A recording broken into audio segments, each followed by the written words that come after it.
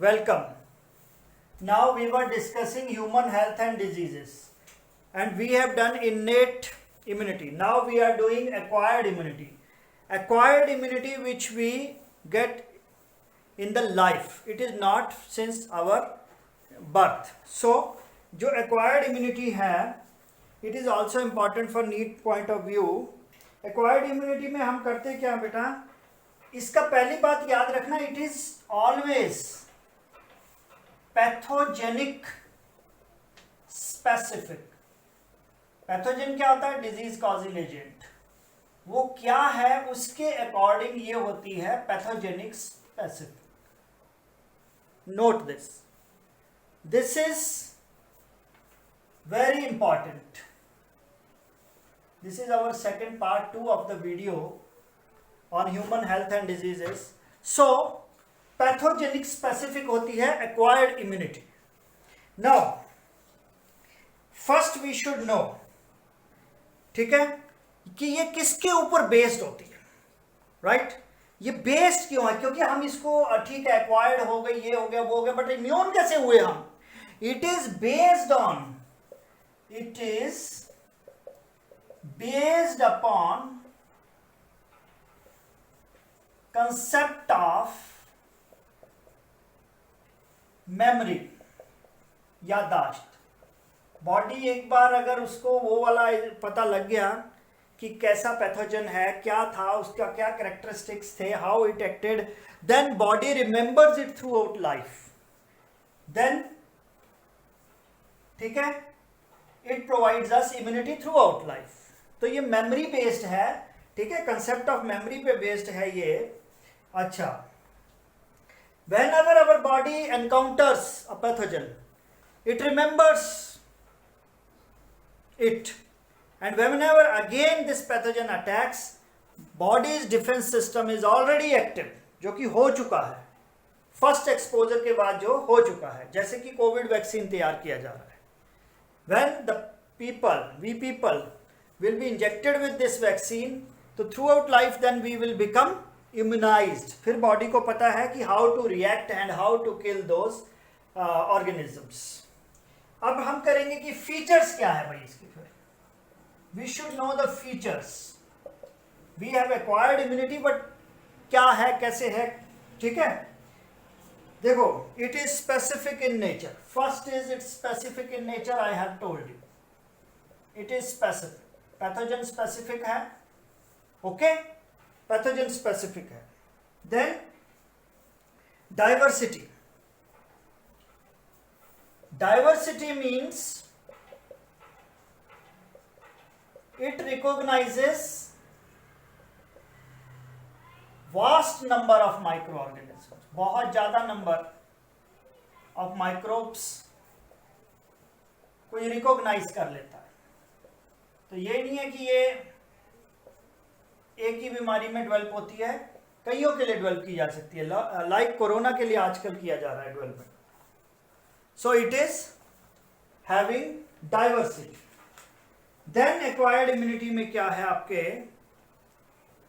Discrimination between self and non self. ये इसका एक फीचर है, and this is very important feature. Discrimination between self and non self means, this is very important for NEET. Self and non self मतलब body tissue. Self अपनी body के tissue को पहचानती है या सेल को पहचानती है, and non self means foreign body in this system. अब फॉरेन बॉडी आएगा, देन आर एक्वायर्ड इम्यूनिटी जो डेवलप हुई है, इट विल रिकॉग्नाइज कि ये फॉरेन है, and it will try to kill it, try to neutralise it. इस तरीके से ये एक्ट करती है, राइट? देन फोर्थ फीचर था which I have told you, memory, जो कि स्पेसिफिसिटी और मेमोरी तो बहुत इंपॉर्टेंट है. That's why I have discuss it earlier. Memory कि अपनी मेमोरी में रखता है कि how we have to tackle the particular, वो वाले ऑर्गेनिज्म को कैसे करना है. तो अब इसमें क्या होता है बेटा? When a pathogen enters our body, याद रखिए इसको सुन ही लीजिए और ध्यान रखिए। When a pathogen enters our body, body takes longer time to recognise. अब बॉडी धीरे धीरे उसको रिकॉग्नाइज करेगी एंड रिस्पॉन्ड टू इट। तो अगर ऐसा हो रहा है then it is our primary immune system, then it is our, क्या बोला मैंने, प्राइमरी इम्यून सिस्टम। बट ये जो मेमोरी रहेगी फिर ये बॉडी में थ्रू आउट लाइफ रह जाएगी। जब एक बार आया, एनकाउंटर किया, प्राइमरी इम्यून सिस्टम हो गया, when similar pathogen enters the second time in the body, फिर से जब ये एंटर करेगा बॉडी में, ठीक है, बॉडी रैपिडली रिकॉग्नाइजेस इट, बहुत जल्दी पता लगा लेगी वो, बिकॉज मेमोरी इज देयर, ठीक है, rapidly recognises it and respond quickly. This is called secondary immune system. So if they ask you in the examination कि कौन सा वाला फास्ट है भाई, प्राइमरी इम्यून सिस्टम और secondary immune system, so primary immune system, in case of acquired immunity, primary immune system is slow because it is first time encounter, and secondary immune system is very fast because body is already exposed to that pathogen and it very quickly recognizes that organism. तो ये fast हो जाता है, ये memory based होता है। और आपसे ये भी नीट में पूछा जाएगा कि primary and secondary immune systems कौन सी सेल्स इसको करती हैं। This is very important, right. So याद रखिएगा, primary and secondary immune responses, ठीक है, these responses are carried out by B lymphocytes and T lymphocytes. B lymphocytes and T lymphocytes in our blood. अब इसका screenshot ले लीजिए जल्दी जल्दी। हो गया? Is it done? Okay, very good. यहां तक समझ आ गया, ये सारा आपको क्लियर हो गया कि क्या है, एक्वायर्ड चल रहा है, पैथोजन स्पेसिफिक है, मेमोरी बेस्ड है। फिर जब फर्स्ट अटैक होगा that is primary immune system, जब सब्सिक्वेंट अटैक होगा लाइफ में that is secondary and that is fast, and which cells of the blood, B lymphocytes and T lymphocyte cells are responsible for, हाँ जी, these responses are carried out by B lymphocytes and T lymphocytes. This is written in the last line. These are the special types of cells present in our blood. अब देखिए बेटा, how these cells act. Remember this. B lymphocytes जो है, B lymphocytes produce, B lymphocyte करेंगी क्या, B lymphocytes produce an army of proteins, किसकी, army of proteins in response to pathogens in our blood to fight with them. और उनको हम क्या बोलेंगे, army of protein को, शाबाश, antibodies, they are called antibodies. Proteins, these B lymphocytes produce proteins called antibodies. मतलब body के against है, जो माइक्रो ऑर्गेनिज्म की बॉडी के अगेंस्ट है, that is called as antibody. Remember this.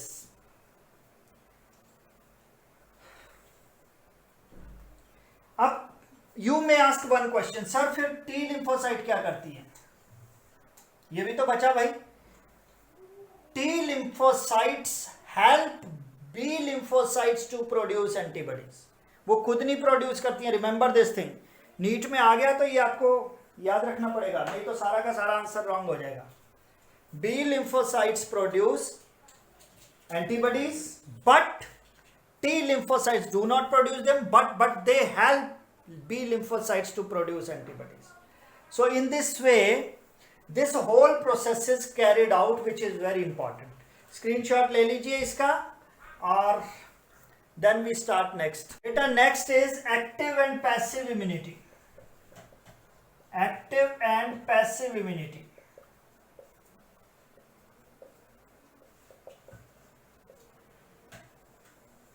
ये चैप्टर बहुत इजी है, सिर्फ आपने रिवाइज करना और ध्यान रखना उस वक्त जब एग्जाम आता है कि करना क्या है। ठीक है। अच्छा, when a host is exposed to foreign organism, चाहे वो कुछ भी है, फर्स्ट टाइम, ठीक है, और जो है फॉरेन वो क्या है, वो एंटीजन हुआ भाई, ठीक है ना, वो एंटीजन हुआ। फॉरेन ऑर्गेनिजम्स यू कैन से देम एंटीजेंस। तो ये होते हैं एंटीजन और एंटीबॉडी, इनके अगेंस्ट प्रोड्यूस होते हैं। ये इस बात को पक्का याद रखना, ये बच्चे कंफ्यूज हो जाते हैं हमेशा, antigen antibody antigen antibody. So confuse नहीं होना बेटा। नाउ क्या होगा, antibodies when exposed to foreign organism first time, then antibodies are produced. Antibodies are produced, and these antibodies remain in our body throughout life. जब जरूरत पड़ती है फिर से वो ऐसा अटैक होगा, तो then they are there to fight. तो this it is called active immunity. ये है आपकी active immunity. और passive I have already told you, जैसे अभी बताया है कि अगेन अटैक जो होगा, ठीक है। बट यहां पे हम लैंग्वेज थोड़ी चेंज कर देंगे अब, क्योंकि आपके सिलेबस के हिसाब से जो दिया गया है, we have to follow that. Active immunity is always slow, क्योंकि भाई उसने फर्स्ट टाइम एनकाउंटर करना है, समझना है उस चीज को, डेवलपमेंट करनी है अब एंटीबॉडीज की, सो it is a slow process, ठीक है। अच्छा, next is when a readymade, दोबारा से, व्हेन अ रेडीमेड, अब हो क्या रहा है, हमने क्या करना है, जैसे कोरोना का वैक्सीन तैयार कर रहे हैं, कर क्या रहे हैं, when readymade antibodies, when readymade antibodies are, करेंगे क्या, इंजेक्ट करेंगे ना। So when readymade antibodies are directly given to protect the body, directly given to protect our body,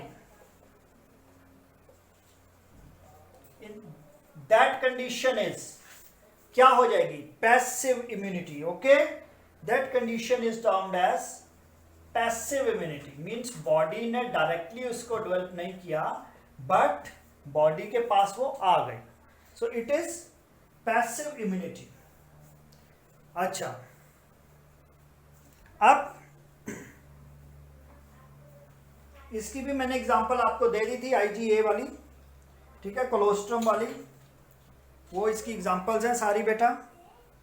now we will discuss immune system in the body, इसको मैं next is what about human body, human body में क्या क्या है। So we will discuss immune system in our body. ये revision चल रही है, इसलिए इसमें ज़्यादा कोई बार बार स्ट्रेस करने की ज़रूरत नहीं है। तो बेटा इम्यून सिस्टम जो ह्यूमन का है, दैट इज क्या क्या होता है उसमें, उसमें होते हैं lymphoid organs, then lymphoid tissue, organ होगा तो obviously it will have some tissues, ठीक है। देन सेल्स, जिनको कि हम क्या कहते हैं, लिम्फोसाइट्स। अब आपको क्लियर हो गया होगा what are lymphocytes. And next क्या रोल प्ले करता है, सॉल्युबल मॉलिक्यूल्स लाइक एंटीबॉडीज।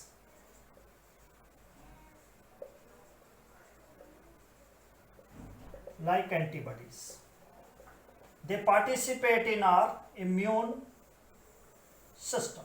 ये सारा काम करते हैं, ये क्या क्या होता है। So lymphoid organs everybody know, bone marrow, thymus, ये है, ठीक है। बोन मैरो इसी का पार्ट है, थाइमस इसी का पार्ट है, ग्लैंड। कैसे, यहां पे होता क्या है, जो प्राइमरी लिम्फॉइड ऑर्गन्स है, यहां पे होता क्या है, ऑरिजिन पैदा होना, और मैन्युफैक्चरिंग यू कैन से, एंड प्रोलिफरेशन ऑफ लिम्फोसाइट्स। इसके ऊपर होता है ऑरिजिन एंड प्रोलिफरेशन यानी multiplication, proliferation of lymphocytes takes place inside lymphoid organs, bone marrow, thymus is the example. Now इनके अंदर इमेच्योर लिम्फोसाइट्स जो है वो एंटीजन स्पेसिफिक मैच्योर लिम्फोसाइट बनती है इन दोनों के अंदर, bone marrow and thymus. Here immature lymphocytes become antigen specific, कौन सा ऑर्गेनिज्म अटैक कर रहा है उसके हिसाब से, एंटीजन स्पेसिफिक मैच्योर लिम्फोसाइट्स। ये इसका रोल आप याद रखना, क्योंकि जब भी ऑप्शन 4 आएंगे यू गेट कंफ्यूज्ड, सो ऐसी सिचुएशन में नहीं आना है।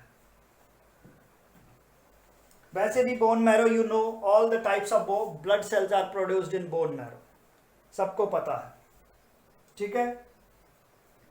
और थाइमस जो है, it is quite large at the time of birth, ठीक है बेटा, but keeps reducing in size and age, और प्यूबर्टी पे क्या होता है, ये रिड्यूस हो जाता है, ठीक है।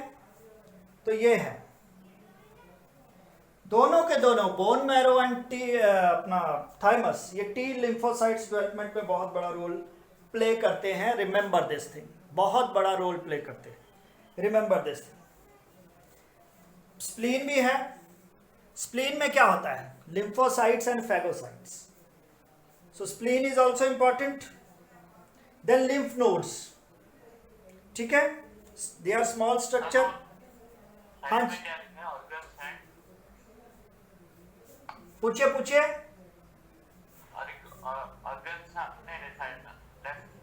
Origin and proliferation of lymphocytes, origin मतलब उनका बनना, and proliferation means multiplication of lymphocytes, ठीक है बेटा जी। हाँ यस, शाबाश।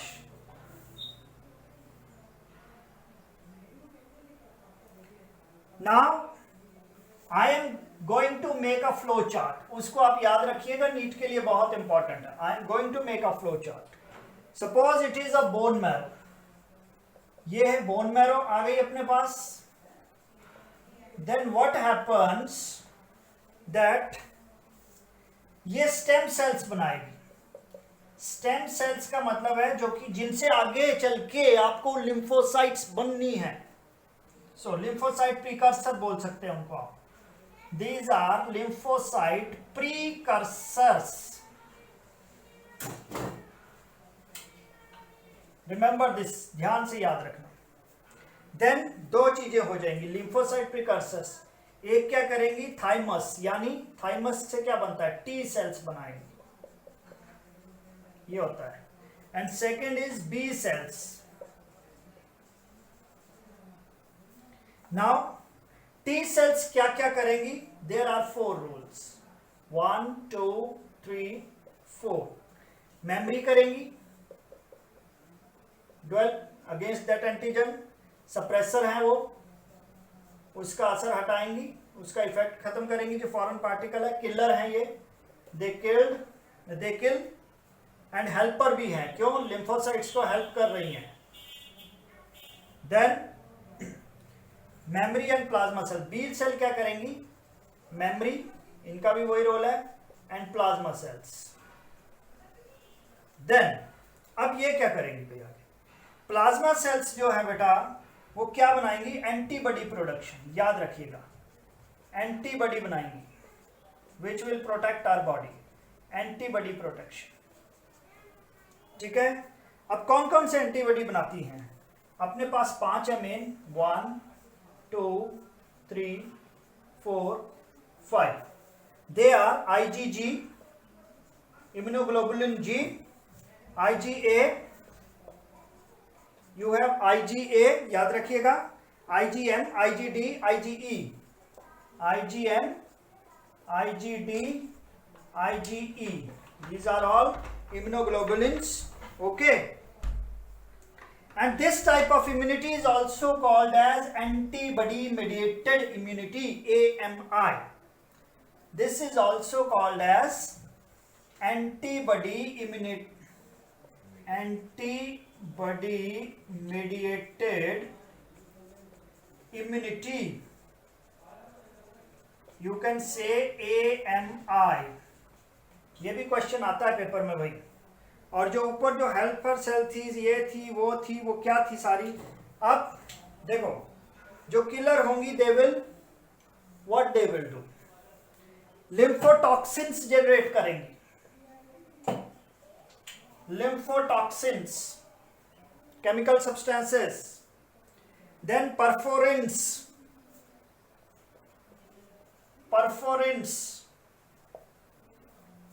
then ये जो टाइप की इम्यूनिटी है, it is called as cellular immunity या सेल मेडिएटेड इम्यूनिटी, और you can say cell mediated immunity। Clear है बेटा? CMI, second is AMI, antibody mediated immunity। in this way whole the process takes place। और जो helper T cells हैं वो क्या करती है बेटा? वो साइटोकाइंस रिलीज करती है, दे रिलीज साइटोकाइंस, अपना अपना रोल है। And anything can be asked in your NEET examination, इसलिए इस चार्ट को आपने बड़े ध्यान से याद रखना है। ठीक है भाई, टी सेल्स जो होती हैं वो 60 to 70% होती है बॉडी में। ठीक है, उनका जो कंट्रीब्यूशन है ये भी याद रखिएगा, टी सेल्स का कंट्रीब्यूशन।